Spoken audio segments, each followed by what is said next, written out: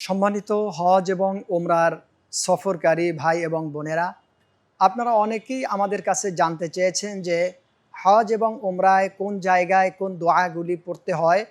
এগুলি একটি ভিডিওর মাধ্যমে একটি জায়গায় আমরা কোথাও পেতে পারি কি? আপনাদের সেই কাঙ্ক্ষিত ইচ্ছাকে পূরণ করার লক্ষ্যে আমরা এই ভিডিওর ভেতরে হজ এবং ওমরার কোন জায়গায় কোন কাজগুলিতে কোন দোয়া তেলাওয়াত করতে হয়, কিংবা হাবিবে কিবরিয়া মুহাম্মদ সাল্লাল্লাহু আলাইহি ওয়াসাল্লাম তিনি তেলাওয়াত করেছেন বিভিন্ন সময়, আমরা সেই দোয়াগুলি আপনাদের মাঝে উপস্থাপন করতে যাচ্ছি। সর্বপ্রথম হজ এবং ওমরা আদায়কারী ব্যক্তি যখন পবিত্রতা অর্জন করে গোসল বা ওজুর মাধ্যমে 2 রাকাত নামাজ আদায় করলো, 2 রাকাত নামাজ আদায়ের পরে একজন নারী কিংবা পুরুষ তিনি যখন ইহরাম বাঁধলেন, কাপড় পরিধান করলেন, কাপড় পরিধান করে যখন তিনি নিয়াত করলেন হজ অথবা ওমরার মিকাত অতিক্রমের আগেই, তখন সর্বপ্রথম একজন হাজি সাহেব হজ বা ওমরা আদায়কারী ব্যক্তি যেই জিকিরটি, যেই দোয়াটি সবথেকে বেশি তেলাওয়াত করবেন সেটি হচ্ছে লাব্বাইক আল্লাহুম্মা লাব্বাইক লাব্বাইক লা শারীকা লাকা লাব্বাইক ইন্নাল হামদা ওয়ান নি'মাতা লাকা ওয়াল মুলক লা শারীকা লাক। এই তালবিয়াটি হচ্ছে আপনি যে কাবা বাইতুল্লাহ যাচ্ছেন, আপনি যে কাবার একজন হজ আদায়কারী, ওমরা আদায়কারী, এই তালবিয়ার মাধ্যমে আপনি বারবার আল্লাহ পাকের ঘরের হাজিরা দিচ্ছেন, আপনি হাজির হয়েছেন, আপনি তালবিয়ার মাধ্যমে আওয়াজ ধ্বনির মাধ্যমে এটাই আপনি আল্লাহ পাককে জানানো বা ঘোষণা করছেন সুবহানাল্লাহ। এরপরে যখন আপনি কাবা বাইতুল্লাহ মূল কাবা শরীফে যখন আপনি প্রবেশ করবেন, তখন আপনি কোন কোন দোয়াগুলি তেলাওয়াত করে প্রবেশ করবেন, আসুন আমরা প্রথমে সেই দোয়াগুলি জানার চেষ্টা করছি। প্রথমে আপনি বিসমিল্লাহ, দরুদ শরীফ এবং ডান পা দিয়ে আপনি দোয়া পড়বেন। দোয়াটি আমি লম্বা করে বলার চেষ্টা করছি এবং সংক্ষেপ করেও বলার চেষ্টা করছি। বিসমিল্লাহি ওয়াসসালাতু ওয়াসসালামু আলা রাসূলিল্লাহ। এর সাথে আপনি পড়বেন আউযু বিল্লাহিল আযীম ওয়া বিওয়াজহিহিল কারীম ওয়া সুলতানিহিল কদীম মিনাশ শাইতানির রাজীম আল্লাহুম্মা আফতাহ লি আবওয়াবা রাহমাতিক। আমি আপনাদের সুবিধার্থে দোয়াটিকে আবার উচ্চারণ করছি। বিসমিল্লাহি ওয়াসসালাতু ওয়াসসালামু আলা রাসূলিল্লাহ আউযু বিল্লাহিল আযীম ওয়া বিওয়াজহিহিল কারীম ওয়া সুলতানিহিল কদীম মিনাশ শাইতানির রাজীম আল্লাহুম্মা আফতাহ লি আবওয়াবা রাহমাতিক। আপনি এই লম্বা দোয়াটি যদি পড়তে পারেন অনেক ভালো। যদি আপনি লম্বা দোয়াটি না পারেন, সংক্ষেপ করে এতটুকুন আপনি বলেন বিসমিল্লাহি ওয়াসসালাতু ওয়াসসালামু আলা রাসূলিল্লাহ আল্লাহুম্মা আফতাহ লি আবওয়াবা রাহমাতিক। আপনি ডান পা দিয়ে প্রবেশ করে মূল কাবার এরিয়ার ভেতরে প্রবেশ করলেন। এরপরে আমরা তৃতীয় নম্বরে যেই দোয়াটি নিয়ে আলোচনা করতে যাচ্ছি সেটি হচ্ছে আপনার সকল মানুষের হৃদয়ের আবেগের জায়গা হচ্ছে আপনি কিভাবে কাবা বাইতুল্লাহকে প্রথম নজরে যেই দোয়াটি কবুল হয়, আপনি সেই কাবার প্রতি প্রথম নজর পড়লে আপনি ঠিক সেই সময় কোন দোয়াটি পড়বেন, এটি আমাদের অনেকের জানার ইচ্ছে, তবে অনেকেই জানি না। হাবিবে কিবরিয়া মুহাম্মদ সাল্লাল্লাহু আলাইহি ওয়াসাল্লাম তিনি যেই দোয়াটি পড়তেন তা হচ্ছে আল্লাহুম্মা আনতাস সালাম ওয়া মিনকাস সালাম ফাহাইয়িনা রাব্বিনা বিসসালাম। আমি আবার বলছি আল্লাহুম্মা আনতাস সালাম ওয়া মিনকাস সালাম ফাহাইয়িনা রাব্বিনা বিসসালাম। আল্লাহ পাকের হাবিব বলছেন, হে আল্লাহ, আপনি শান্তি, আপনার পক্ষ থেকেই শান্তি আসে, আর ফাহাইয়িনা বিসসালাম, আপনি আমাদেরকে শান্তির সহিত প্রশান্তির মাধ্যমে বাঁচিয়ে রাখেন সুবহানাল্লাহ। এরপরে আপনি কাবার প্রতি নজর দিয়েই এই দোয়াটি পড়লেন, আর আপনার মন থেকে যেই দোয়াটি সর্বপ্রথম করতে চাচ্ছেন আপনি সেখানে সেই নজরে দোয়াটি করতে পারবেন। এরপরে আমরা যখন আপনি কাবা বাইতুল্লাহর একেবারে হাজরুল আসওয়াদে পৌঁছে যাবেন, যেখানে আপনি দাঁড়িয়ে তারপরে দুহাত উত্তোলন করে তারপরে হাজরুল আসওয়াদে আপনি তাওয়াফ শুরু করবেন সেই কণা থেকে, তখন আপনি ঠিক কিভাবে তাওয়াফটি শুরু করবেন, কি দোয়া পড়ে শুরু করবেন, আসুন এখন আমরা সেই বিষয়টি আলোচনা করতে যাচ্ছি। আপনি যখন হাজরুল আসওয়াদে দাঁড়িয়ে তাওয়াফকে শুরু করবেন সবুজ বাতি বরাবর হয়ে, তখন আপনি বলবেন বিসমিল্লাহি আল্লাহু আকবার তখন দুটো হাতকে একটু কাঁধ বরাবর উঁচু করে দুই হাতে চুমু খেয়ে দূর থেকে যদি হয়ে থাকে আপনার তাওয়াফ, তাহলে বিসমিল্লাহি আল্লাহু আকবার এই বাক্য বলে আপনি তাওয়াফকে শুরু করবেন। এরপরে আপনি যখন তাওয়াফ করা শুরু করলেন তখন আপনি কোরআনুল কারীমের তেলাওয়াত, হাদিসুন নববীর মাসনুন বিভিন্ন দোয়া দেখে কোরআন অথবা দেখে দোয়া, অথবা আপনি মুখস্থ, অথবা আপনি আরবি যদি নাই পারেন তাহলে আপনি প্রাণ ভরে জবান থেকে বাংলা ভাষায় আপনি আল্লাহর কাছে কাবা বাইতুল্লাহ ঘুরবেন আর দোয়াগুলি করতে থাকবেন। কাবা বাইতুল্লাহ যখন আপনি তাওয়াফ করবেন, তাওয়াফ করার পরে হাজরুল আসওয়াদ আর কাবা ঘরের যে দরজা রয়েছে, এই হাজরুল আসওয়াদ আর কাবা ঘরের দরজার মাঝখানের যে মুলতাজিম যে জায়গাটি আছে, এই মুলতাজামে আপনি যখন অতিক্রম করবেন তাওয়াফরত অবস্থায়, সম্ভব হলে স্পর্শ করলেন, কিন্তু সেই মুলতাজামের দোয়াটি কি হাবিবে কিবরিয়া মুহাম্মদ সাল্লাল্লাহু আলাইহি ওয়াসাল্লাম ও সাহাবা আজমাইন থেকে পাওয়া যায়।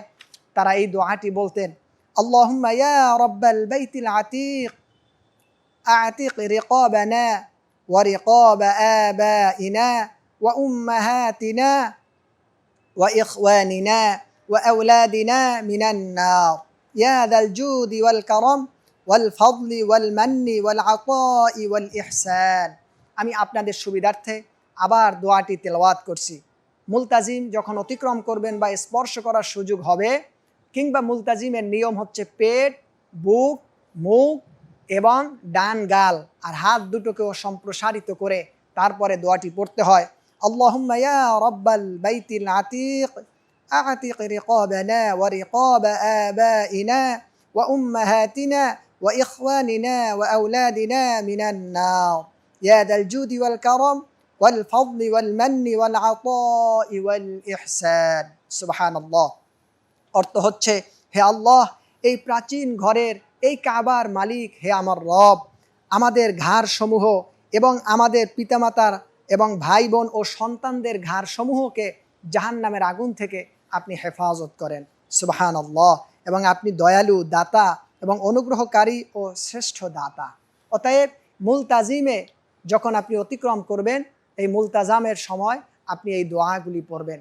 যখন আপনি ঠিক রুকনে ইয়ামিনিতে যখন আপনি আসবেন, আসার পরে রুকনে ইয়ামিনে আপনি যেই দোয়াটি করবেন সেটি হচ্ছে, আল্লাহুম্মা ইন্নী আসআলুকাল আফওয়া ওয়াল আফিয়াতা ফিদ দুনিয়া ওয়াল আখিরাহ।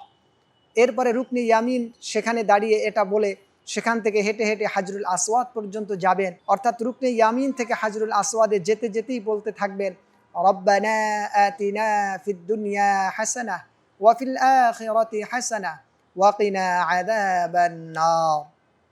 আপনি হাজরুল আসওয়াদে গিয়ে এই দোয়া বারবার প্রত্যেকবার পড়তে থাকবেন।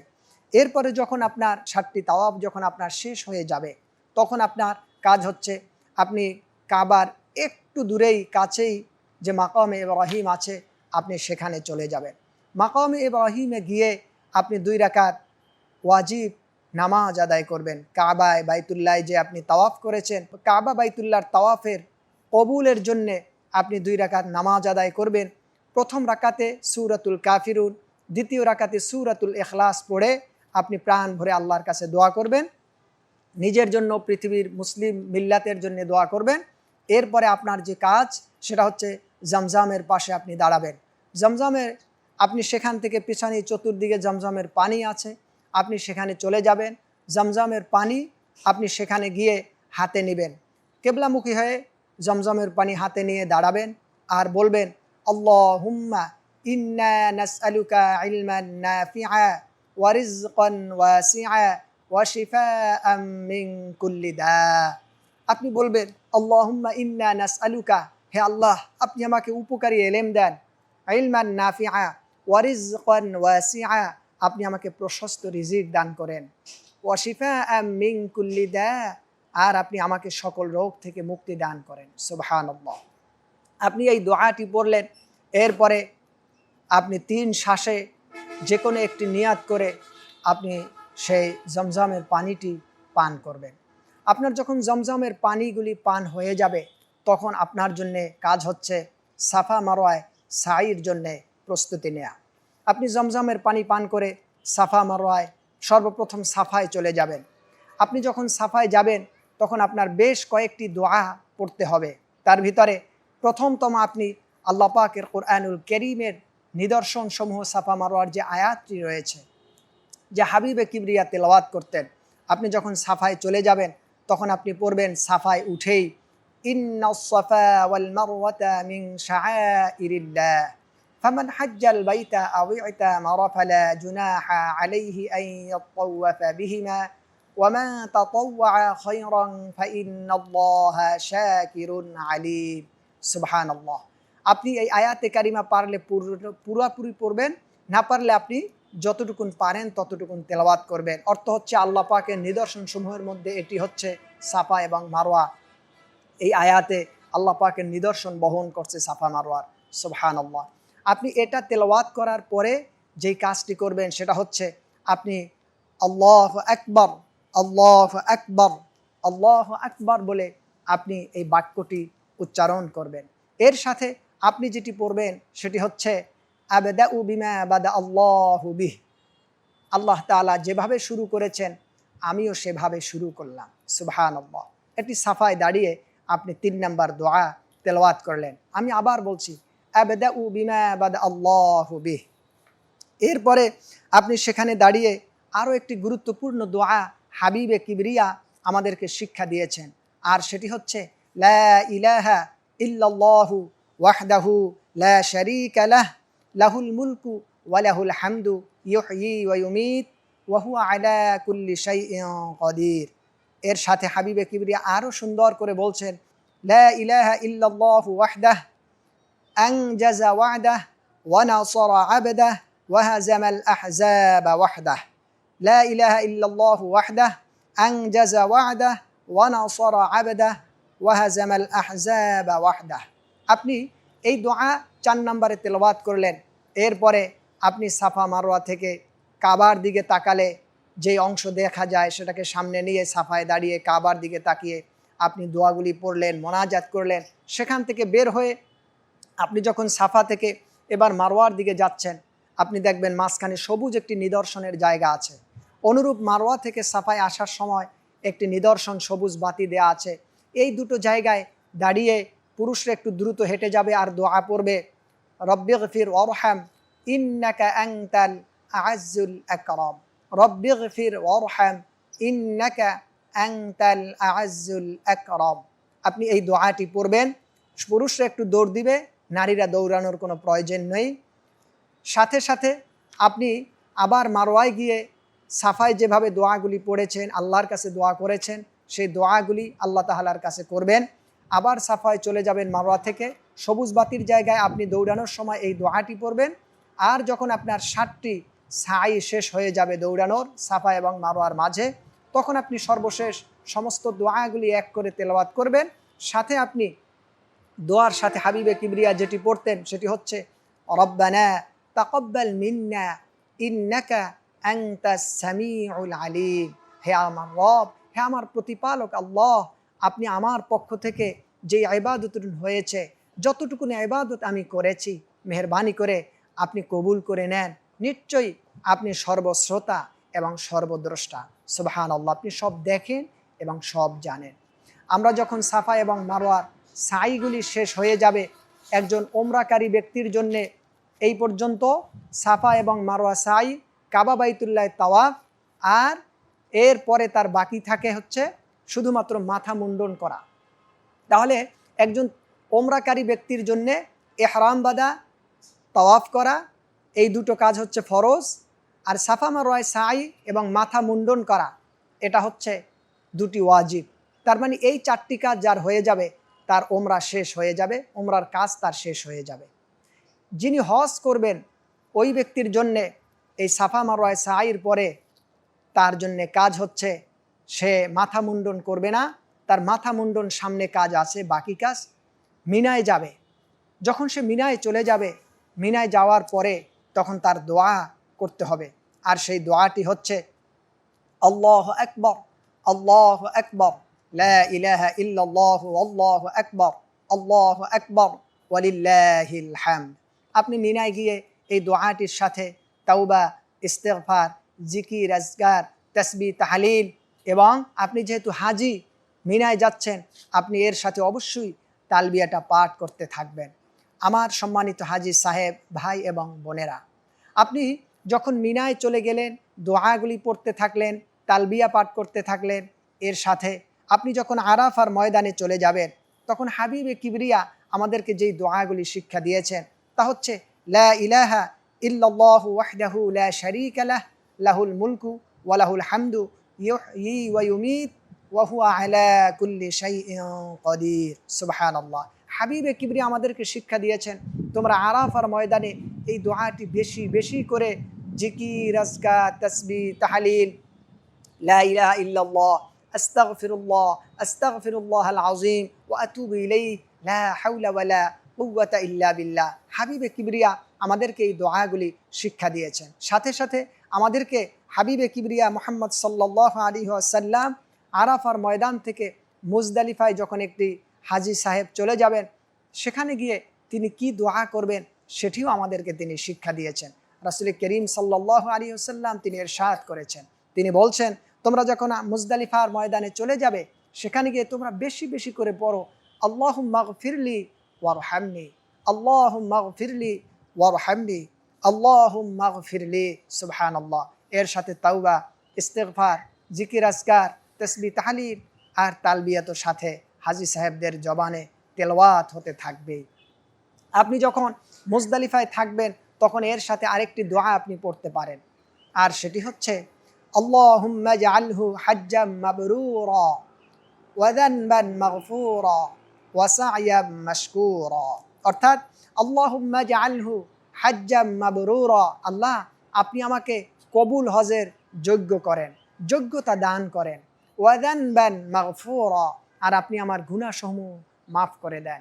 ওয়া সা'য়াম মাশকুরা, আর আপনি আমাকে শুকুর গুজার বান্দা হবার তৌফিক দান করেন। আর আমি যে পরিশ্রম হজের মাধ্যমে, ওমরার মাধ্যমে করছি আপনাকে খুশি করার জন্যে, আপনি আমার এই পরিশ্রমকে কবুল আর মঞ্জুর করে নেন। সুবহানাল্লাহ।